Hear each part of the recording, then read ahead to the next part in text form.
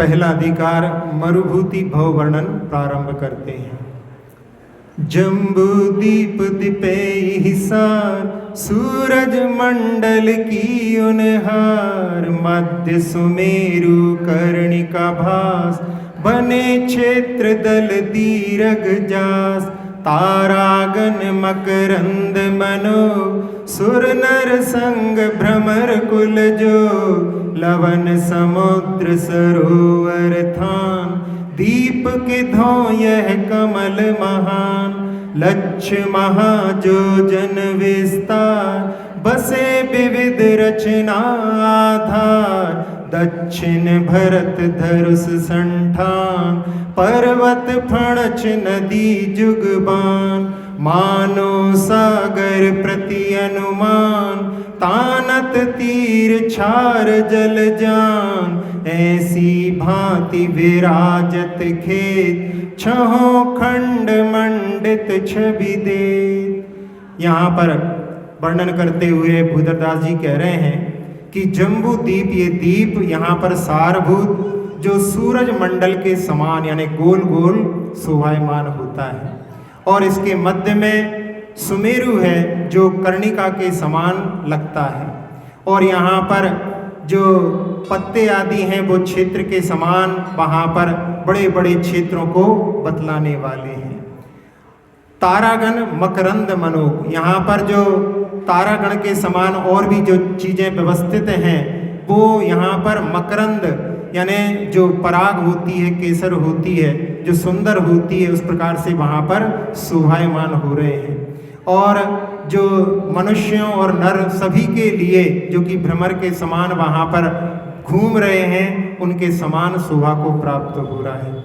और इसके चारों ओर लवण समुद्र है जो सरोवर के स्थान के समान है, और यहाँ उस सरोवर में जैसे कोई कमल खिला हो, इस प्रकार से वो दीप वहाँ पर शोभायमान हो रहा है, जिसका विस्तार 1,00,000 योजन है, और जहाँ पर विविध प्रकार की रचनाओं का जो आधार है, जहाँ पर दक्षिण में जो भरत क्षेत्र है वो धनुष के आकार का है, और उसमें बीच में जो पर्वत है जिसको कि रजताचल बोलते हैं, विजयार्ध पर्वत, और उसके बाद में जो 2 बाण वहाँ पर लगे हुए हैं, वो नदी के जो बाण वहाँ पर 2 बाण हैं, और उसमें जो सागर है वो उसके प्रति जैसे 2 बाण छोड़े जा रहे हैं, और किस लिए छोड़े जा रहे हैं कि उसमें जो है खारा पानी है, इसलिए उसके प्रति 2 तीर वहाँ पर छोड़े जा रहे हैं। और इस प्रकार से विविध प्रकार के क्षेत्र वहाँ पर विराजमान हैं। इस प्रकार से 6 खंड से मंडित वो अद्भुत छवि को देने वाला है।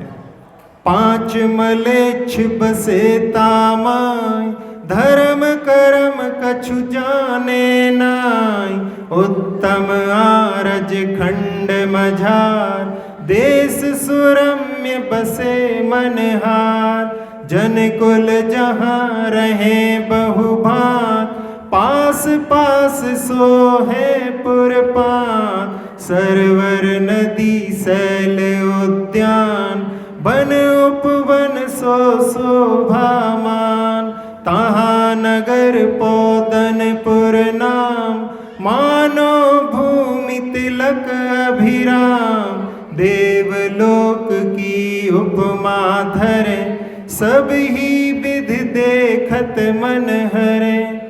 अब यहाँ कह रहे हैं कि वहाँ पर 5 म्लेच्छ खंड हैं, और जो धर्म कर्म को कुछ भी जानते नहीं हैं, और बीचों बीच जो उत्तम आर्य खंड है वो वहाँ पर बड़े सुरम्य देश यानी जो बहुत मन को भाते हैं, ऐसे मन को हरने वाले देशों से जो सुरम्य है, सुंदर है, जहाँ मनुष्यों के कुल बहुत प्रकार के वहाँ पर शोभायमान होते हैं, और पास ही पास में वहाँ पर नगरों की पंक्तियाँ भी शोभित होती हैं, जहाँ सरोवर हैं, नदी हैं, पर्वत हैं, उद्यान हैं, और वन उपवन से जो शोभायमान हो रहा है।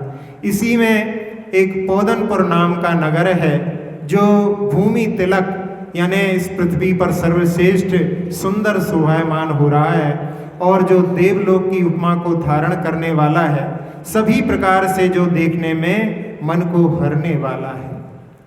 तुंग कोट खाई सजल सगन बाग ग्रह पान, चौपथ चौक बाजार सोहे पुर बहुभान, ठाम ठाम गोपुर लसे बापी सरवर को, किधो स्वर्ग ने भूमि को भेजी भेंट अनु। यहाँ पर कह रहे हैं ऊंचे ऊंचे कोट हैं और खाइयाँ बनी हुई हैं जल से युक्त, और बहुत सघन बाग हैं और ग्रहों की पंक्तियाँ हैं, और चौराहे बने हुए हैं, चौक हैं, बाजार आदि बने हुए हैं, और वहाँ पर नगर जो हैं बहुत ही प्रकार के शोभायमान हो रहे हैं। ठाम ठाम यानी जगह जगह पर दरवाजे शोभायमान हो रहे हैं, और बापियाँ हैं, सरवर हैं, कूप हैं। ऐसा लगता है, किदों का अर्थ होता है मानो स्वर्ग ने भूमि के लिए ये अनुपम भेंट भेजी हो। जैनी प्रजा जहाँ पर वीन, बसे दान पूजा व्रत लीन, जैन भवन ऊंचे अति बने, शिखर ध्वजा सो शोभित घने, इह विधिपुर शोभाधिकार, वर्णन करत लगे बहुबार, राज करे राजा अरविंद, सोहे मानो स्वर्ग सुरिन, पाले प्रजा को मति जिन दली, नीति बेल मंडित भुजबली, दया धाम सज्जन गंभीर, गुण रागी त्यागी रणधीर। जहाँ पर जैन प्रजा अति प्रवीण है और जो दान पूजा व्रतों में लीन रहती है, और जैन भवन यानी जिनेंद्र भगवान के जो भवन हैं वो बहुत ऊंचे ऊंचे बने हैं, जिनकी शिखर पर ध्वजाएं शोभायमान हो रही हैं, और इस प्रकार की विधि से जो नगर हैं उनकी शोभा का वहाँ पर सब जगह फैली हुई है, और उनका वर्णन यदि करें तो बहुत समय लग जाएगा। यहाँ पर राजा अरविंद राज करते हैं, और वहाँ पर ऐसे शोभायमान होते हैं जैसे स्वर्ग में सुरेंद्र यानी जो सौधर्म इंद्र शोभायमान होता है। और जो अपनी प्रजा को पालन करते समय में उनके कुमति को नष्ट करने में जो दलन करने में यानी दल करने में समर्थ हैं, और जिनकी नीति बेल से जो मंडित हैं, भुजबली यानी उनकी भुजाओं में बहुत शक्ति है, और जो दया के धाम हैं, सज्जन हैं, गंभीर हैं, और गुणों के अनुरागी हैं, त्यागी हैं, और रण में धैर्य धारण करते हैं। रण में जो है सामने वाले शत्रु को पराजित करने में धैर्य से कार्य करते हैं। तिस भूपति के विप्र सुजान, विश्वभूति मंत्री बुद्धिवान, ताके तिया अनुदरी सती, रूपशील गुण लक्षणवती, दोए पुत्र तिनके अवतरे, पाप पुण्य की पटतर धरे, जेठो नंदन कमठ कुपूत, दूजो पुत्र सुधी मरुभूत। उनके यहाँ पर एक विप्र जो था बड़ा ही समझदार बुद्धिवान था, विश्वभूति नाम का, उन भूपति के पास में मंत्री के रूप में था, और उसकी पत्नी का नाम अनुदरी था जो कि शीलवान थी, रूपशील और गुणों में जो लक्षणों से युक्त थी। उनके 2 पुत्रों का जन्म हुआ जो पाप और पुण्य की उपमा को धारण करने वाले थे। उसमें जेठो यानी बड़ा पुत्र जो था वो कुपूत था, और दूजा पुत्र जो कि बुद्धिमान था वो मरुभूति था। जेठो मथि हेठो कुटिल, लघु सुत सरल सुभान, विष अमृत उपजे जुगल, विप्र जलधि के जान, बड़े पुत्र ने भार जा, ब्याही वरुणा नाम, लघु ने बरी बिसुंदरी, रूपवती अभिराम। छोटे पुत्र ने नहीं, बड़े पुत्र ने जो कि मंद बुद्धि था और कुटिल था, और लघु पुत्र जो था वो सरल स्वभाव वाला था। और यहाँ पर कह रहे हैं कि जैसे समुद्र से मंथन करने पर अमृत और विष दोनों निकले थे, तो विष और अमृत दोनों ही वहाँ पर एक साथ उत्पन्न हुए। विप्र वहाँ पर समुद्र के समान हैं और उससे ये दोनों उत्पन्न हुए। उसमें बड़े पुत्र ने जो भार्या उसकी पत्नी जिससे विवाह किया वो वरुणा नाम की थी, और लघु यानी मरुभूति ने विसुंदरी नाम की जो रूपवती सुंदर थी उससे विवाह किया।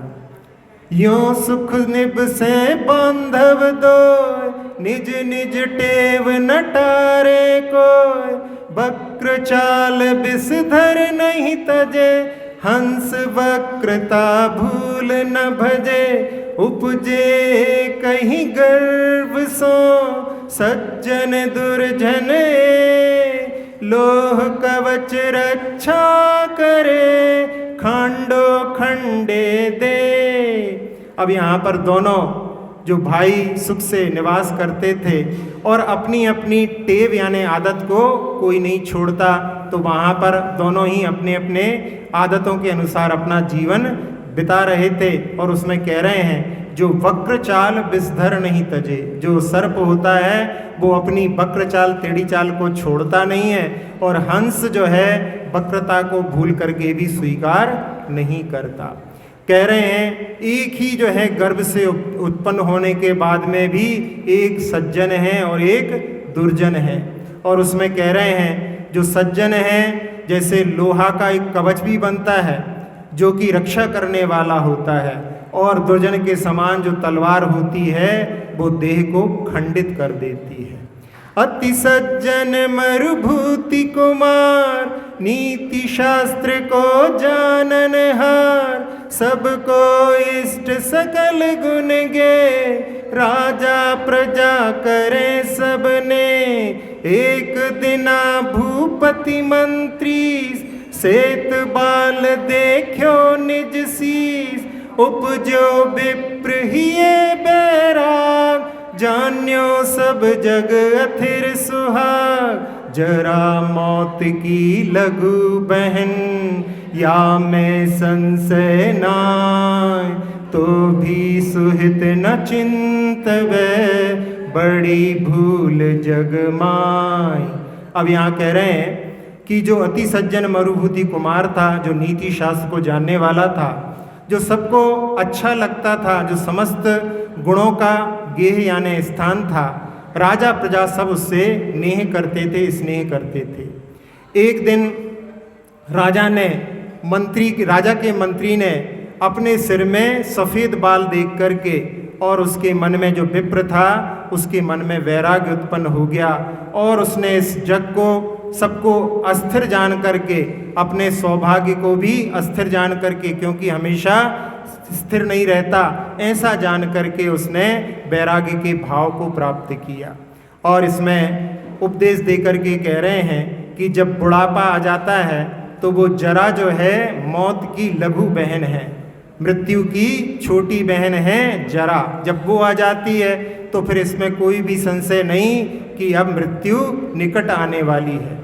और उसके बाद में भी जो अपना हित का चिंतन नहीं करते, उनके लिए ही कह रहे हैं कि यही सबसे बड़ी भूल इस जग में है। यह विचार मंत्री मन माय, निज सुत सौंपी राय की बाय, सुगुर साखी जिन चारित लियो, बनो बास आत्म हित कियो, अब मरुभूति विप्र सुख करे, अहनिस नीति पंथ पग धरे, राजा प्रीति करे बहुबार, सोम प्रकृति सबको सुखदाय, एक समय आपन अरविंद, मंत्री सेना सहित नरेंद्र, राय वज्र बीरज पर चढ़े, क्रोध भाव में अति बड़े। यहाँ पर कह रहे हैं कि मंत्री ने मन में विचार करके और अपने सुत को राजा के पास में यानी राजा की बाह में सौंप करके और सुगुरु के पास में जाकर के उनकी साक्षी जिनेंद्र भगवान के चारित्र को यानी जिन दीक्षा धारण कर ली और वन में वास करके अपने आत्मा का हित किया।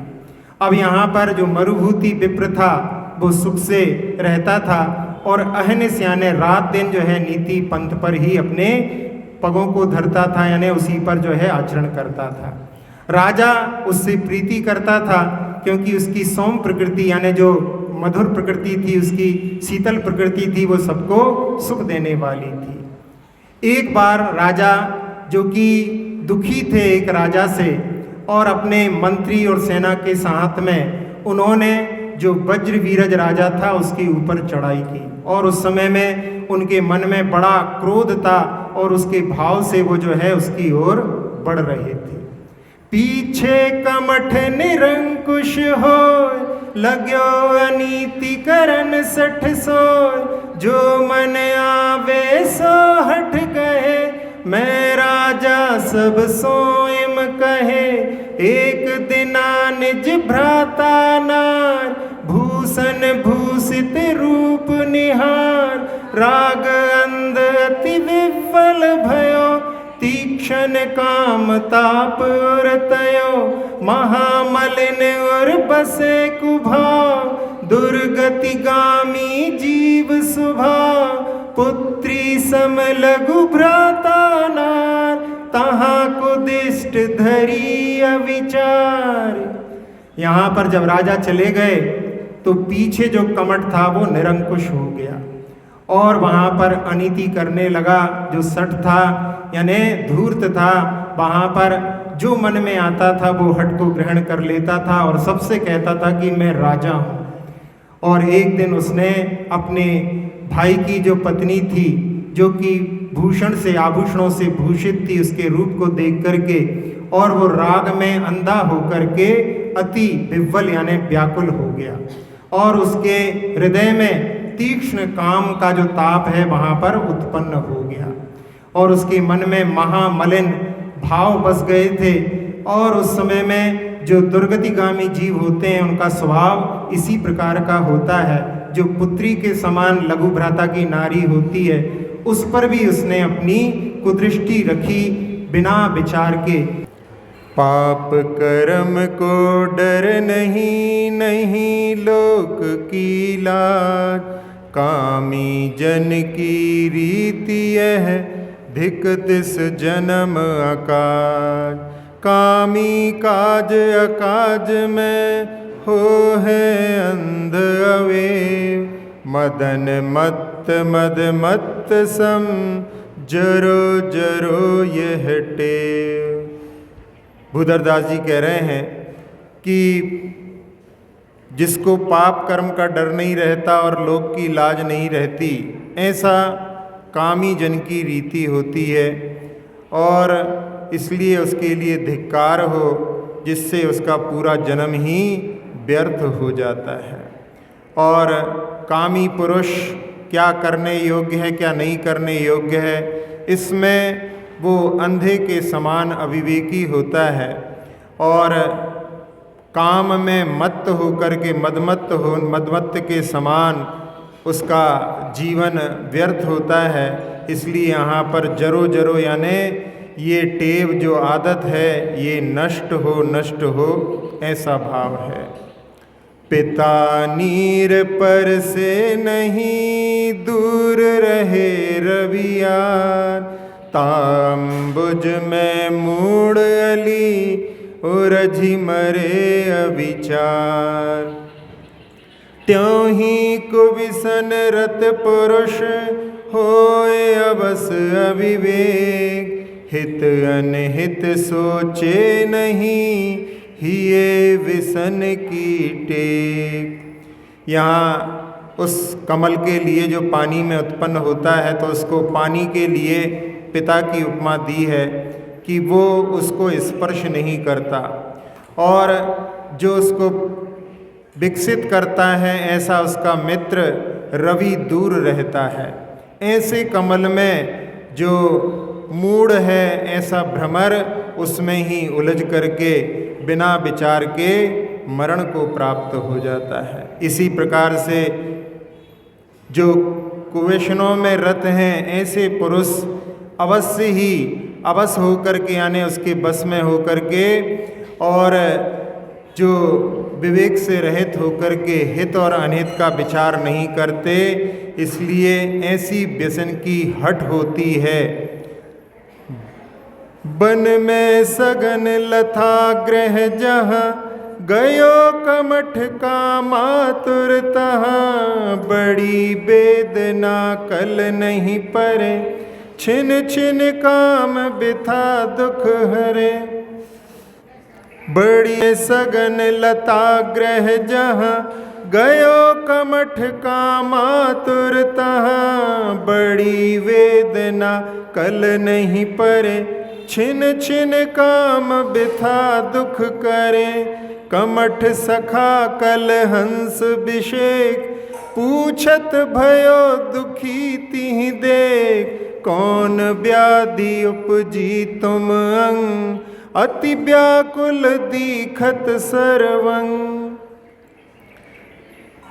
वो कमठ एक सघन लता ग्रह वन में जाकर के, और वहाँ पर काम से आतुर होकर के, और उसकी काम वेदना इतनी बढ़ गई थी कि उसको चैन नहीं पड़ रहा था, और वह काम व्यथा उसको पल पल में दुखी कर रही थी। उस कमठ का एक कलहंस नाम का एक विशेष मित्र था। उसको देख करके, दुखी देख करके उसने पूछा कि तुम्हारे शरीर में कौन सी व्याधि, कौन सा रोग उत्पन्न हो गया है?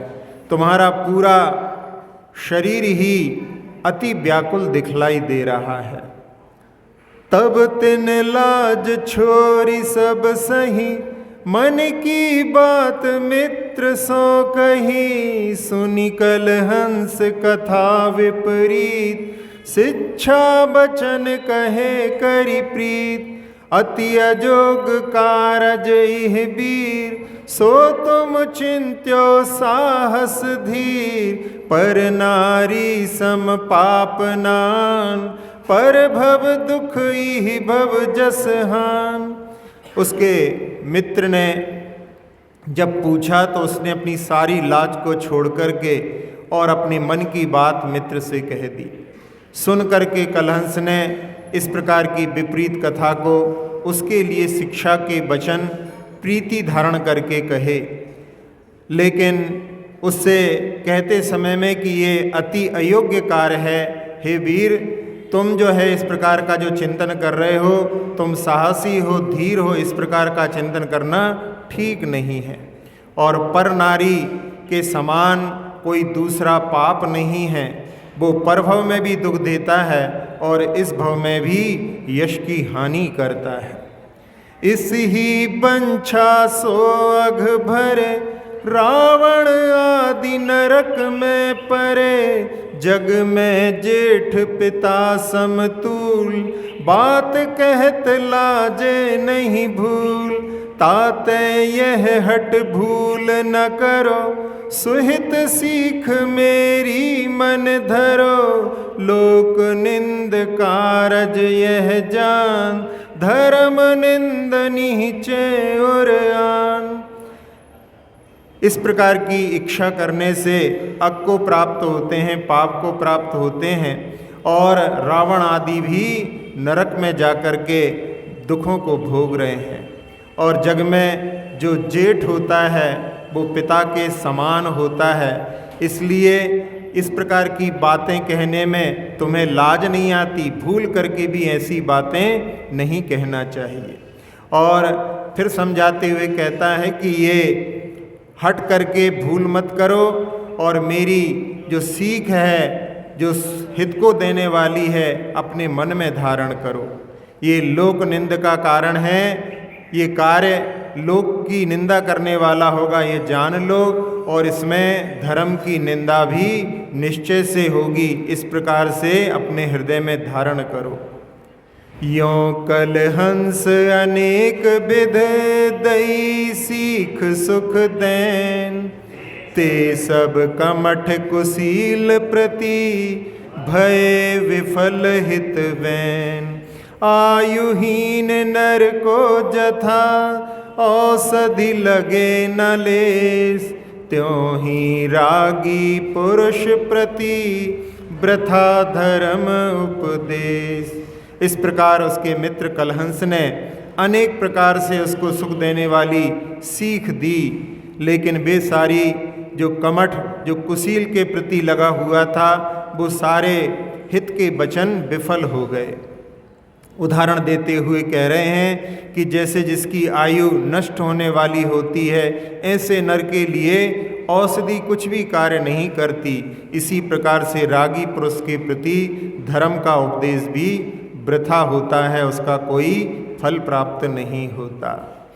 बोल्यो तब कामी कमठ, सुनो मित्र निर्धार, जो नहीं मिले विसुंदरी, तो मुझ मरण विचार। देख कमठ की अधिक हट, कुमति करी कलहंस, जाय कहे ता नारी सो, झूठ वचन अपसंस।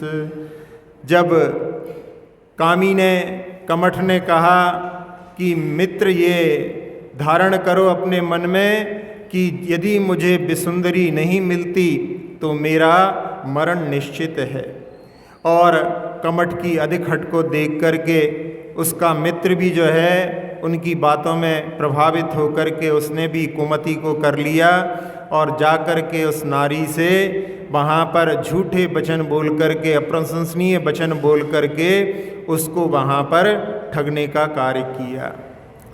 सुन बिसुंदरी आज कमठ वन में दुखी, तू ताकी सुध लेऊ होए जिह विद सुखी। सुनते ही सतभाव गई वन में तहाँ, निब से कर पर पंच कमठ कपटी जहाँ। छल बल कर भीतर लई बनिता गई अजान, राग वचन भाके विविध दुराचार की खान।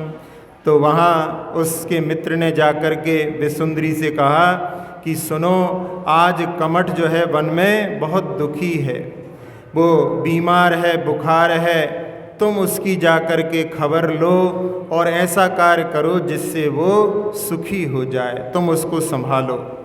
और सुनते ही वो शीघ्रता से वन में गई और जहाँ पर प्रपंच करके कमठ कपटी जहाँ बैठा हुआ था, और उसने जो अनजान थी ऐसी उस वनिता को, जो अपने भाई की वनिता थी, पत्नी थी, उसको छल बल करके भीतर ले लिया और उससे राग पूर्वक वचन बोल करके, कई प्रकार के वचनों के माध्यम से जो दुराचार की खान थे उसको अपने बस में कर लिया।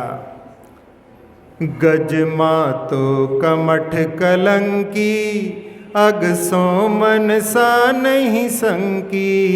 भाव जीवन करनी रंजो, निज सील तरोवर भंजो। रिपुजीत विजय जस पायो, अरविंद नृपति घर आयो। जे करम कमठ ने कीने, राजा सब ते सुन लीने। तो जो गज के समान मदमस्त था, ऐसे कमठ कलंकी ने अपने मन में पाप की कोई भी जो है शंका नहीं की कि इससे पाप होगा। और जो उसकी भाई की पत्नी थी, ऐसी भाई की स्त्री के साथ में जो वन हथनी के समान वहाँ पर उसमें रंजायमान हो गया, और उसने अपने जो शील तरु होता है उसको वहाँ पर नष्ट कर दिया। जब राजा जीत करके विजय के यश को प्राप्त करके आए, उस समय में अरविंद राजा, जिसने कमठ ने जो पाप किया था, वो राजा ने सारी बातें सुन ली। मंत्री मरुभूति बुलायो, ताको सब भेद सुनायो।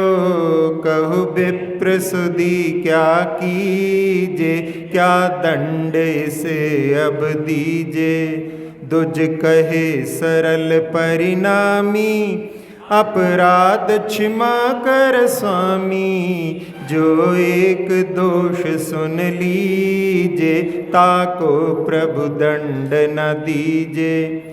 मंत्री को बुला करके, जिसका नाम मरुभूति था, जो कमट का भाई था, और उसको सारी बात वहाँ पर, भेद वहाँ पर बतलाया। और उस समय में उससे पूछा कि हे विप्र बुद्धिमान, अब क्या किया जाए, इसके लिए क्या दंड दिया जाए। जो विप्र बड़ा सरल परिणाम वाला था और उस समय में अपने राजा से कहने लगा कि हे स्वामी, उसके अपराध को क्षमा कर दो। जब किसी का एक दोष, पहली बार कोई गलती सुनते हैं तो उसको कोई दंड नहीं देना चाहिए, ऐसा नीति भी कहती है। तब भूप कहे सुन भाई, जो निग्रह जोग न्यायी। तापे करुणा किम हो है, यह न्याय नृपति नहीं सो है। ताते गृह गच्छ सयाने, मत खेद ही कछुआने। ऐसे कह विप्र पठायो, तिस पीछे कमठ बुलायो। जब राजा ने सुना और उस समय में उसके भाई से कहा कि ये सजा के योग्य उसने अन्याय का कार्य किया है, वो अन्यायी, उसके ऊपर करुणा कैसे की जा सकती है। यह न्याय राजा के लिए शोभायमान नहीं होता। इसलिए हे चतुर, तुम घर जाओ और मन में कुछ भी खेद को मत लाओ। ऐसा कह करके उन्होंने मरुभूति, उनका भाई जो विप्र था, उसको वापस घर भेज दिया और उसके बाद में कमठ को बुलवाया। अति निंदो नीच कुकर्मी, जानो निर्धार धर्मी। राजा अति हीरिस कीनो, सिर मुंड दंड बहुदीनो। मुख के कालोस लगाई, खर रोप्यो पीर नाई। फिर सारे नगर फिरायो, प्रतिबीथी ढोल बजायो। जो निंदनीय था, ऐसे नीच कुकर्मी की बड़ी निंदा करके और उसका निर्धार किया कि ये अधर्मी है। और राजा ने उसके ऊपर अति ही क्रोध किया और उसके सिर को मूंड करके बहुत दंड उसके लिए दिया। उसके मुख पर कालोंस लगाई, यानी काले काले रंग से उसको रंग दिया और उसको जो है गधे के ऊपर बिठलाया, लेकिन उसके लिए कोई भी दुख की जो है रेखा उसके चेहरे पर नहीं दिखी। फिर उसको सारे नगर में घुमाया, सारी गलियों में ढोल बजा करके उसको वहाँ से निकाला। इस भांति कमठ की ख्वारी, देखें सब ही नर नारी।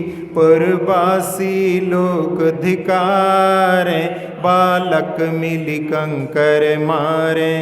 यो दंड दियो अति भारी, फिर दीनों देश निकारी। जो दीर्घ पाप कमाए, तत्काल उदय बहु आए।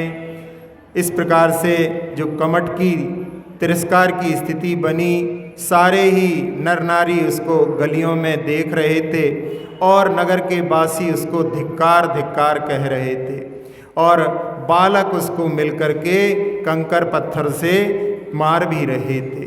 इस प्रकार से अति भारी दंड उसको दिया गया और फिर राजा ने उसको देश से निकाल दिया, निष्कासित कर दिया। इस प्रकार से जो बड़े पाप को कमाता है वो तत्काल में भी उदय में आ जाता है। इस प्रकार से पाप से बचने की प्रेरणा दी है।